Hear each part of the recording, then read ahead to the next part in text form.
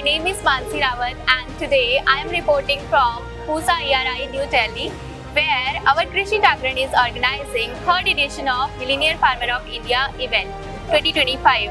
आज हमारे साथ प्रोग्रेसिव फार्मर सुनील कुमार बर्तवाल जी जुड़े हुए हैं, जिनका एक ड्रैगन फ्रूट फार्म है। तो आज हम उनसे जानना चाहेंगे उनकी सक्सेस स्टोरी। प्रणाम sir, very very congratulation to you sir, millionaire farmer of India award की उपलब्धि के लिए। पहले अपना इंट्रोडक्शन दीजिए। मैं सुनील कुमार डिस्ट्रिक्ट फतेहाबाद हरियाणा से हूँ और मैंने ड्रैगन फ्रूट की खेती पिछले 2-3 सालों से कर रहा हूँ। सर, आप कौन सी वैरायटीज आप ड्रैगन फ्रूट की आप ग्रो कर रहे हो इस टाइम पे? मेरे पास श्याम सी रेड वैरायटी है, अमेरिकन ब्यूटी है, विबाबो है और भी 2-3 वैरायटियों पे अभी मेरा ट्रायल चल रहा है मैडम। ओके, सो उस क्लाइमेटिक कंडीशन में ग्रो हो जाती है?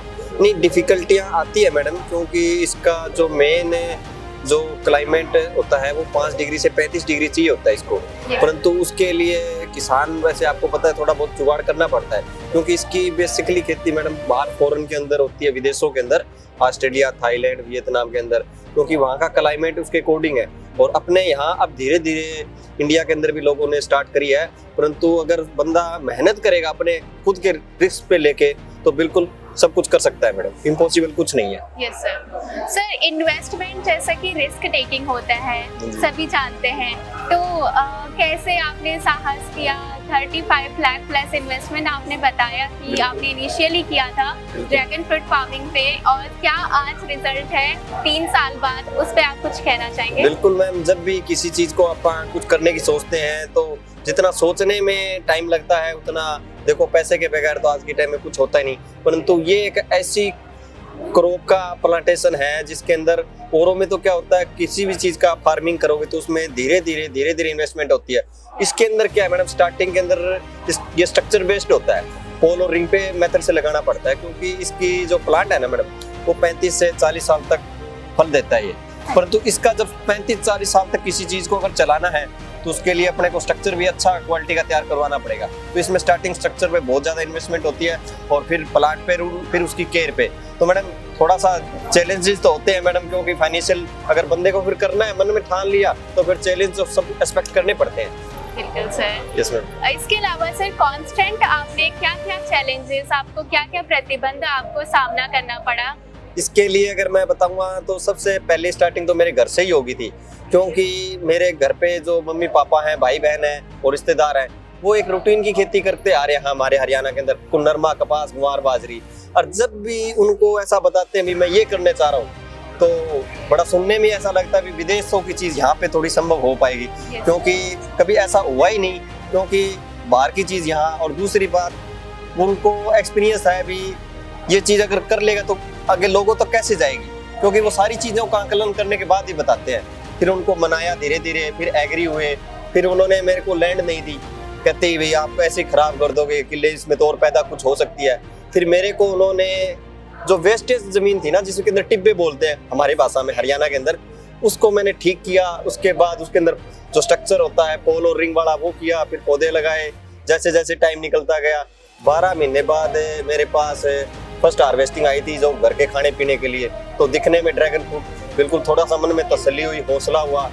और उसके बाद जैसे ही अगला साल आया, यानी 22 महीने हुए मेरे फार्म को, उसके बाद मेरे पास ड्रैगन फ्रूट इतने ज़्यादा लगे, आप स्टार्टिंग के अंदर इतनी खुशी का ठिकाना नहीं रहा, क्योंकि दिखने में वो फार्म ऐसा लगता है, कुछ देखते हैं तो, क्योंकि उसका हरा और रेड के अंदर और ड्रैगन फ्रूट नाम ही है, क्योंकि ये एक विदेशी फ्रूट है मैडम। हाँ जी, हाँ जी, बिल्कुल सर। आप अपना फार्मिंग का नाम बताइए हमारे ऑडियंसेस को। बिल्कुल, मैं बड़वा ड्रैगन फ्रूट फार्म के नाम से मेरा फार्म है। सर, अपने जो ड्रैगन फ्रूट फार्मिंग करना चाह रहे हैं, वो यूथ एंड और फार्मर, उनको आप क्या कहना चाहेंगे? कुछ सजेशन प्लीज। उनके लिए मैं कहना चाहूँगा, इसके लिए मैंने थोड़े दिन पहले केरला के अंदर विजिट किया था।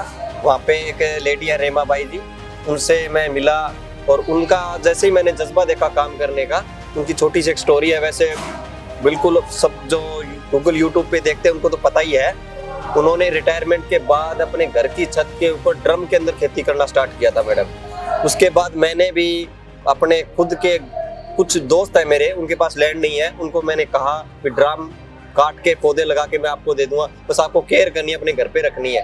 अगर वो कर सकते हैं तो मैं तो यही कहूँगा अभी हर किसान, हर कोई जो करना चाहता है अपने घर के खाने पीने के लिए, कम से कम 1 या 2 ड्राम जरूर लगा के अपने पौधे घर के खाने के लिए यूज कर सकता है। हाँ जी।